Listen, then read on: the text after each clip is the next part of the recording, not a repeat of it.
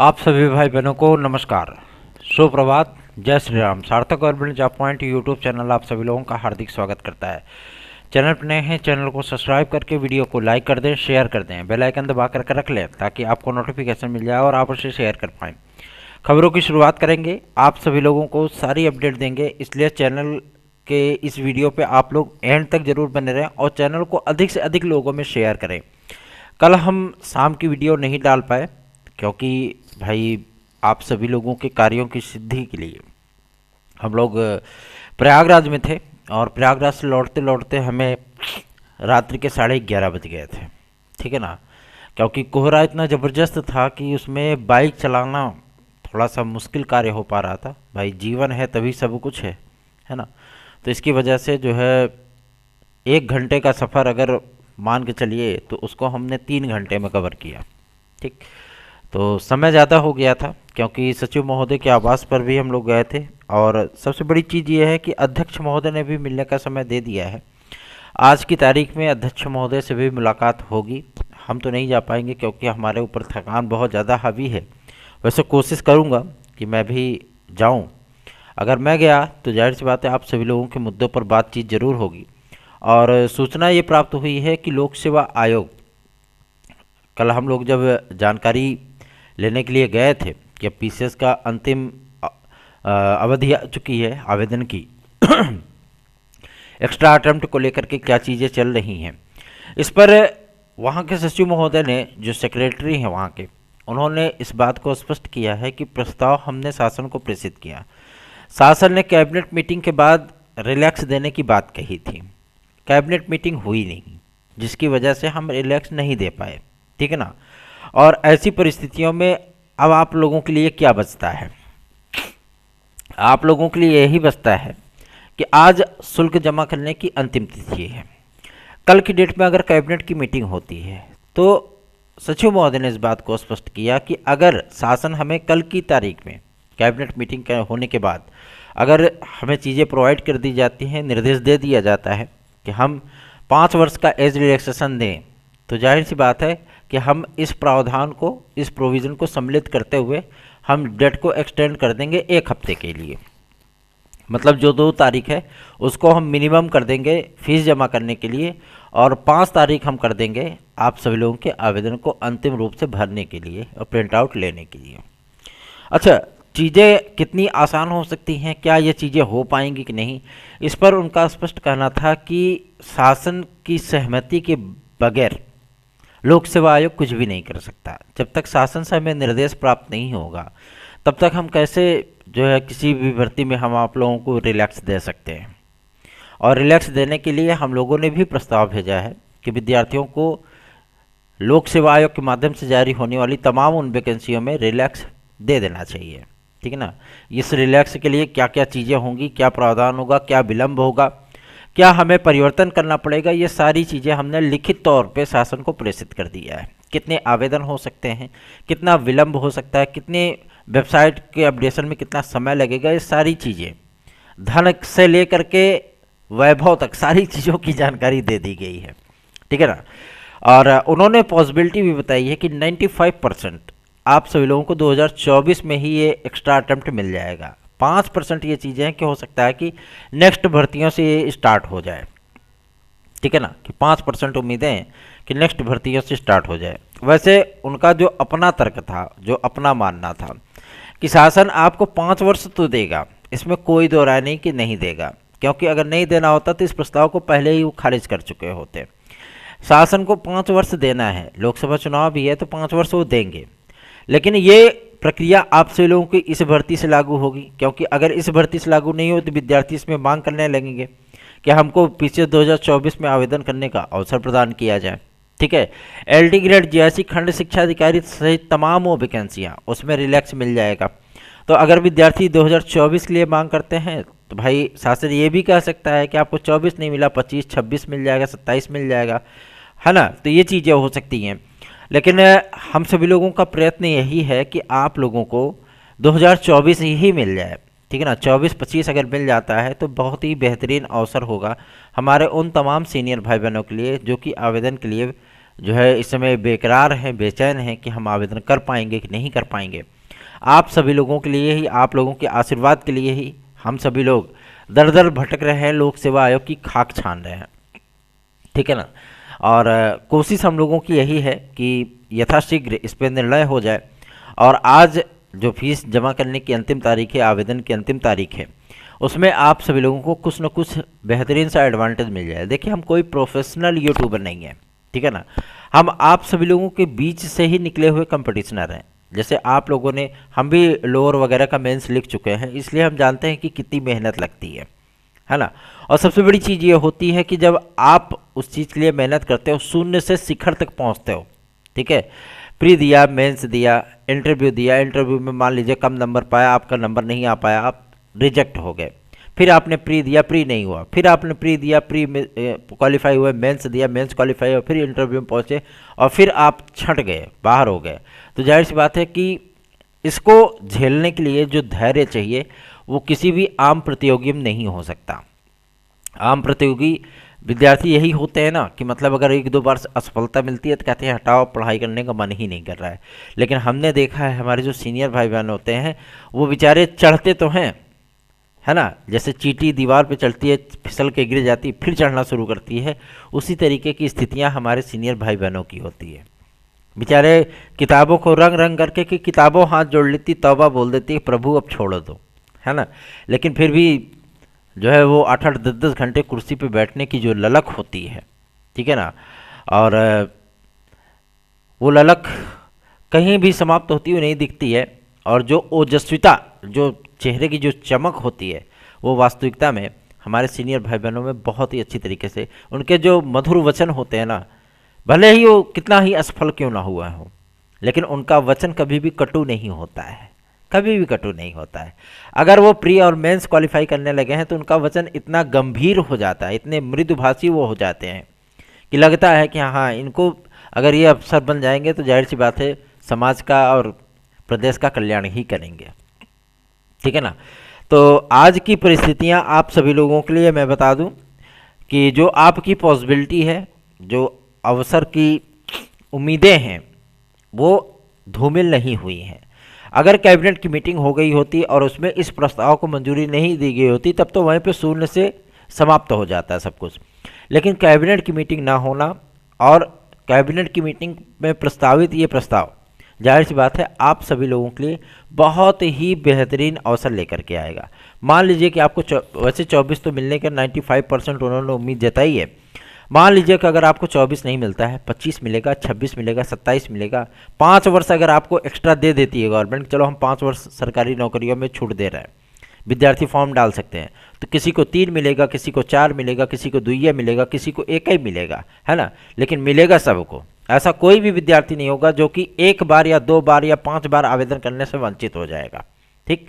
तो आप लोग बिल्कुल भी इसके लिए चिंतित ना होइए, क्योंकि हम सभी लोगों का भी ये प्रयास है। और आज लोक सेवा आयोग के अध्यक्ष महोदय ने मिलने का समय दिया है। हम लोग थोड़ा सा प्रयासरत रहेंगे क्योंकि हम कल 11:30 बजे लौट के ही आए हैं और उसके बाद थोड़ा सा थकान हावी है, विद्यालय भी है, ठीक है ना।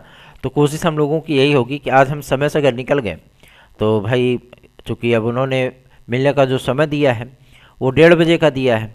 और सबसे बड़ी चीज़ ये है कि हमारा विद्यालय ही 3 बजे तक चलता है ना। तो समय परिवर्तन हो चुका है, तो देखना दिलचस्प होगा कि किसको हम प्रेषित करते हैं, या हम अगर मिड में, विद्यालय के मिड में अगर हम अवकाश लेकर के जा सके तो हम अवश्य जाएंगे और आप सभी लोगों के मुद्दों पर फेस टू फेस अध्यक्ष महोदय से बातचीत करेंगे और इन तमाम चीज़ों को क्लियर करने की कोशिश करेंगे कि आखिर कहाँ पे क्या समस्या आ रही, क्या तकनीकी प्रॉब्लम आ रही है, क्या शासन इस पर गंभीर है, शासन देगा नहीं देगा, ये सारी चीज़ें आपकी क्लियर हो जाएंगी। चलिए आगे बढ़ते हैं।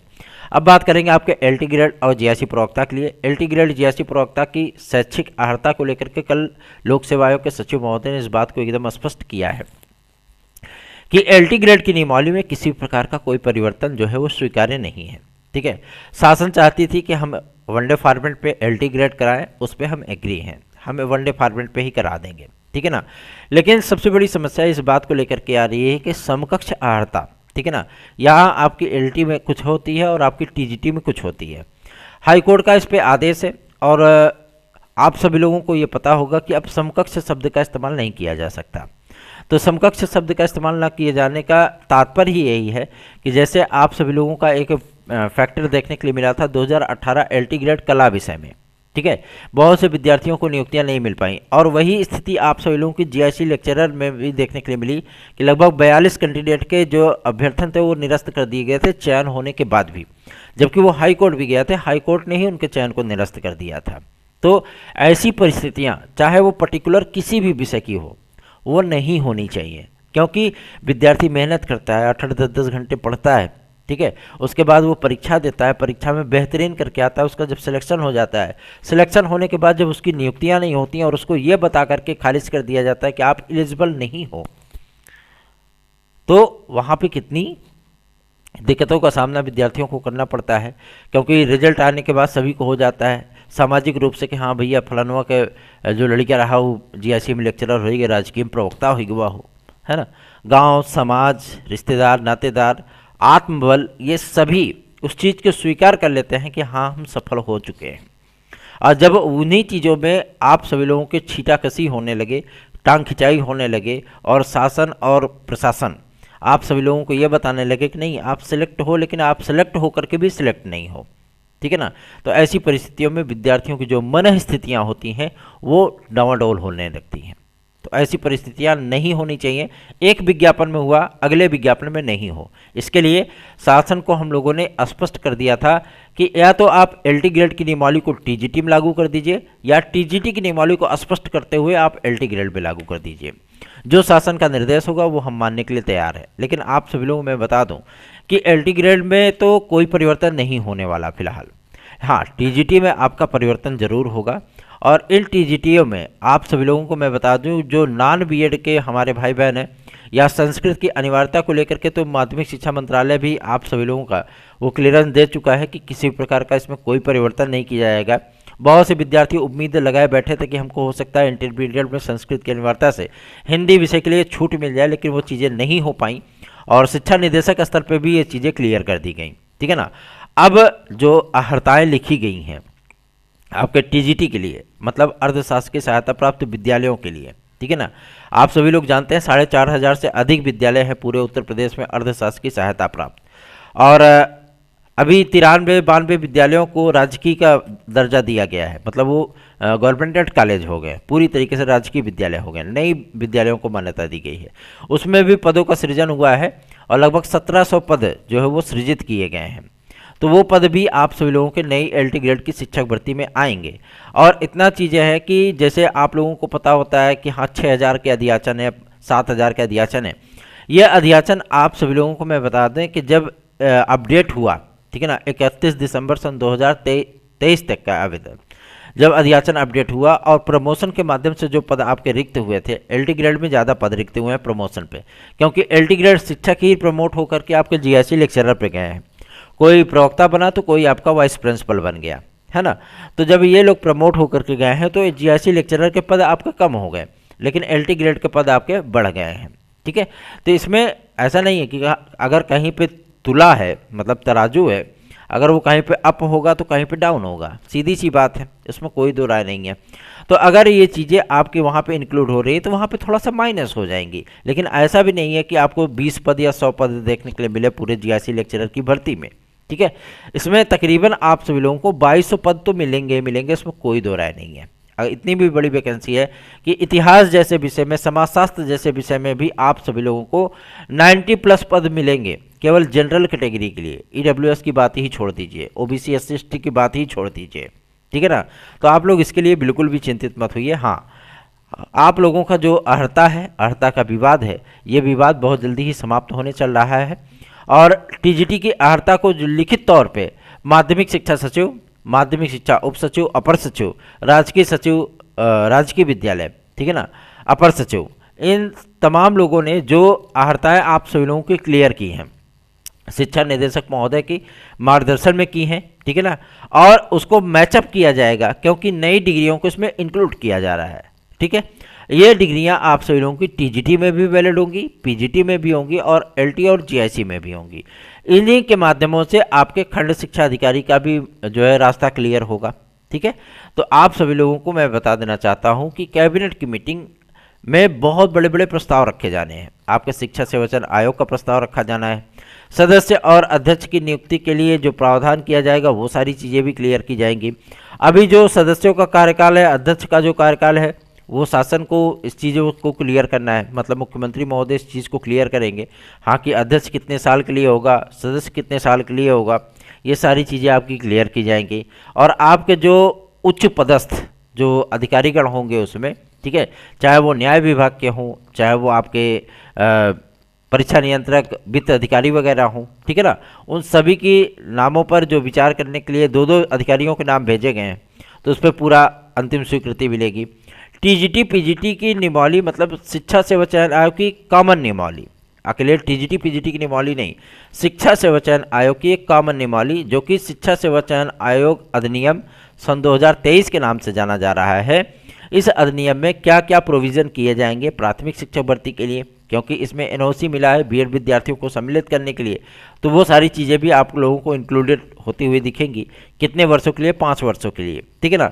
तो वो चीज़ें आप लोगों को देखने के लिए मिलने वाली है। तो मतलब कॉलम 1 में आपकी प्राथमिक हो सकती है, कॉलम 2 में आप लोगों का अर्धशासकीय सहायता प्राप्त विद्यालय अर्थात टीजीटी की नियमावली हो सकती है प्रशिक्षित स्नातक की, और ऐसे ही आप लोगों का जो है कॉलम वाइज सारी चीज़ें डिक्लेयर की जाएंगी। हाँ कि हिंदी विषय के लिए ये योग्यता, संस्कृत के लिए ये, समाज विज्ञान के लिए ये, सारी चीज़ें आप लोगों की वो क्लियर की जानी है। तो थोड़ा सा इंतज़ार जरूर करिए। हाँ, वास्तविकता में थोड़ा सा विकट परिस्थितियाँ तो हैं ही कि आप लोग विज्ञापन का इंतजार कर रहे हो और विज्ञापन अभी आप लोगों का जारी नहीं हो पाया है, लेकिन जो संशोधन आदि की प्रक्रियाओं से आप लोगों को गुजारा गया है, ठीक है ना, अगर इन संशोधनों पर भी हम लोग ध्यान नहीं देते तो भी आप लोगों का नुकसान ही होता। ठीक, बहुत से विद्यार्थी आवेदन से वंचित हो जाते, बहुत से विद्यार्थियों को आय वर्ग की छूट नहीं मिल पाती, बहुत से विद्यार्थियों का डिग्री होने के बावजूद भी वो फॉर्म नहीं भर पाते। ऐसी परिस्थितियां तो फिलहाल बहुत ज़्यादा विकट होती हैं, क्योंकि जो विद्यार्थी एलिजिबल हैं, जो विद्यार्थी अंडर एज हैं, ठीक है ना, ओवर एज नहीं, अंडर एज है, वो तो चलो ठीक है, आवेदन कर लेंगे, हंसी खुशी अपनी तैयारियां भी स्टार्ट कर देंगे। लेकिन जो विद्यार्थी अंडर एज हैं लेकिन वो एलिजिबल होते हुए भी एलिजिबल नहीं है सिस्टम के माध्यम से, ऐसे विद्यार्थियों को मौका मिलना चाहिए ही चाहिए। ठीक है, तो आप सभी लोग भी धैर्यपूर्वक साथ दीजिए, क्योंकि प्रेम का जो बंधन होता है वो बहुत ही नाजुक होता है और क्षमा सबसे बड़ा धर्म होता है, आप सभी लोगों को भी पता होगा। तो आप सभी लोगों के लिए पूरी ईमानदारी और निष्ठा के साथ कार्य किया जाए तो आप लोगों का आशीर्वाद भी अपेक्षित होता है। अधिक से अधिक लोगों को वीडियो शेयर किया करिए और चैनल को सब्सक्राइब जरूर कराया करें, ठीक है ना। चलिए आगे बढ़ते हैं। अब बात करेंगे आपके एक और महत्वपूर्ण मुद्दे को लेकर के, जो कि संबंधित आपका UP triple S C. UP triple S C में सदस्यों की नियुक्तियां इसी जनवरी महीने में प्रस्तावित हैं, मतलब सदस्यों को भेज दिया जाएगा 31 जनवरी के पहले पहले, ठीक है। और अगर कैबिनेट मीटिंग कल की डेट में हो गई, ठीक, तो कैबिनेट की मीटिंग होने के बाद आपको यूपी ट्रिपल एस सी में 5 सदस्य मिल जाएंगे, ठीक है ना, ये कन्फर्म है। अब विद्यार्थी कुछ जाते हैं 69,000 में, जो 6800 की एक लिस्ट आई थी, वो उप मुख्यमंत्री महोदय के आवास के बाहर प्रदर्शन करते हैं कि हमें 6800 की नियुक्ति चाहिए। वो 6800 की नियुक्तियां तो फिलहाल आप सभी लोगों को नहीं मिलेगी। हाँ, रिवाइड लिस्ट आएगी, क्योंकि रिवाइड लिस्ट को जारी करने के बाद जो 2259 विद्यार्थी हैं यात्री लाभ वाले, उन विद्यार्थियों को भी नियुक्तियां मिलनी हैं, ठीक है ना। अभी पूरा कंक्लूजन किया जा रहा था, तो लगभग 2960 विद्यार्थियों को नियुक्तियां मिलेंगी, ठीक है ना।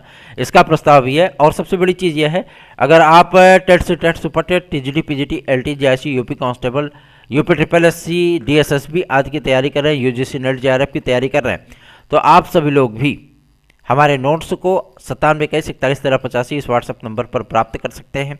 और टीजीटी पीजीटी 2016-2021 के अगर आप विद्यार्थी हैं, आपने एग्ज़ाम दिया था, तो आप हमारी याचिका में सम्मिलित होकर के उस याचिका का लाभ भी प्राप्त कर सकते हैं। याची लाभ सर्वोपरि होता है, आप सभी लोगों को पता है। अगर आप जुड़ना चाहते हैं तो बेझिझक हमारे साथ जुड़ जाइए 9721411385 इस व्हाट्सएप नंबर पर। चलिए आगे बढ़ते हैं। अब बात करेंगे आपके एक और महत्वपूर्ण मुद्दे को लेकर के, जो कि संबंधित है आपका सबसे बड़ा मुद्दा, यूपी कांस्टेबल की परीक्षा। बहुत से विद्यार्थी अभी भी गलतफहमी में जी रहे हैं कि परीक्षा टल जाएगी क्या, परीक्षा नहीं होगी क्या, एडमिट कार्ड नहीं आया है अभी तक। तो एडमिट कार्ड आप सभी लोगों का 7 फरवरी के बाद जारी किया जाएगा, पहली चीज़। दूसरा ये, परीक्षा आप सभी लोगों की 17 और 18 फरवरी ही होगी, इसमें कोई दो राय नहीं है, ठीक है ना। इसके लिए आप लोग बिल्कुल भी चिंतित मत होइए, तैयारियों में जुट जाइए। कम समय में अगर संपूर्ण सिलेबस का आप अध्ययन करना चाहते हो, इंपॉर्टेंट प्रश्नों की सीरीज चाहते हो, तो आप सभी लोग हमारे नोट्स को PDF फॉर्मेट में प्राप्त कर सकते हो, जिसकी फ़ीस महज 300 रुपये रखी गई है। ठीक है ना। अगर आप चाहते हो तो आप उसे प्राप्त कर सकते हो। चलिए आगे बढ़ते हैं। अब बात करेंगे आपके एक और महत्वपूर्ण मुद्दे को लेकर के, जो कि संबंधित है आपका नई शिक्षक भर्तियों के लिए। नई शिक्षक भर्तियां क्या उत्तर प्रदेश में आएंगी लोकसभा चुनाव के पहले अथवा नहीं?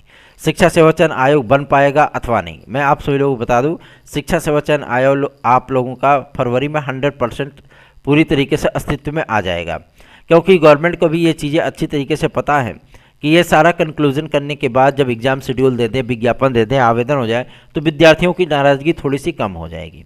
ठीक है ना। अब बीएड के विद्यार्थी कहते हैं भैया हम लोग पीआरटी में आएंगे कि नहीं आएंगे? तो बीएड के विद्यार्थी पीआरटी में इसलिए नहीं आ पाएंगे क्योंकि इनमें एकता का अभाव है। अगर आप एकजुट नहीं होगे तो जाहिर सी बात है कि आप लोग कुछ नहीं कर पाओगे। फिर एकजुट हो जाइए, एकता में बहुत बल होता है। अगर आप उसमें एकजुट हो जाएंगे तो हम लोग भी बेहतरीन दबाव बना करके आप लोगों के लिए अध्यादेश जैसी प्रक्रियाओं से आपको गुजार सकते हैं। लेकिन आप लोगों में एकता ही नहीं है। आवेदन करने के लिए 22 लाख आ जाएंगे और चैनल पर जुड़ने के लिए कोई नहीं। ठीक है ना। सबसे बड़ी समस्या यही है। जब एकता नहीं है तो भाई दबाव कैसे बनाया जाए? क्योंकि शासन प्रशासन इतना आसान थोड़ी ना होता है कि दबाव बनाया जा सके। जब आप एकजुट होंगे, आप सपोर्ट करेंगे कि हाँ चलो ठीक है, एक लोग 10-10 लोगों को जोड़ रहे हैं, तो जाहिर सी बात है कि इससे आत्मबल भी बढ़ता है कि हाँ अगर हम कोई चीज़ें कहते हैं तो आप एकजुट होकर के सामने खड़े हो जाओगे। लेकिन जब आपको वो एडवांटेज चाहिए और आप ही साथ नहीं हो कि भैया हमको क्या अकेले मिलेगा, मिलेगा तो सबको मिलेगा, नहीं मिलेगा तो किसी को नहीं मिलेगा, जब ऐसी सोच को लेकर के आप आगे बढ़ोगे तो जाहिर सी बात है उसमें कुछ नहीं होना है, फिर समस्या होगी ही होगी। चलिए आगे बढ़ते हैं। अब बात करेंगे आपके एक और महत्वपूर्ण मुद्दे को लेकर के, जो कि संबंधित है बिहार शिक्षक भर्ती के लिए। हम कभी अपडेट नहीं देते थे बिहार की इतनी शिक्षक भर्तियाँ आई, सप्लीमेंट्री रिजल्ट आया, टीयर 1 टीयर 2 हुआ, टीयर 3 की बात चल रही है। इसी बीच में सत्ता परिवर्तन हो गया। ठीक है ना।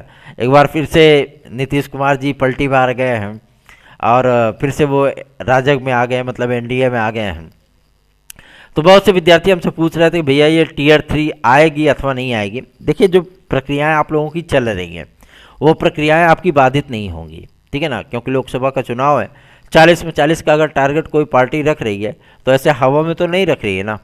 अगर 80 में 80 का यहाँ टारगेट रख रही है तो ऐसे हवा में तो नहीं रख रही है ना। लोग बोलते हैं कि राम लहर है, राम लहर है। हाँ ठीक है, राम लहर है, अच्छी बात है, उसमें हम लोग कहाँ मना कर रहे हैं कि राम लहर नहीं है। लेकिन राम लहर जो है किसी भी रोजगार के मुद्दे पर, छात्रों के समस्याओं के मुद्दे पर और तमाम उन चीज़ों को हटा नहीं सकती ना। जो विद्यार्थी नाराज है वो नाराज ही रहेगा फिर। ठीक है। तो ऐसा नहीं है कि राम लहर पे ओवर कॉन्फिडेंस में होती हैं पार्टियां, ऐसी नहीं है।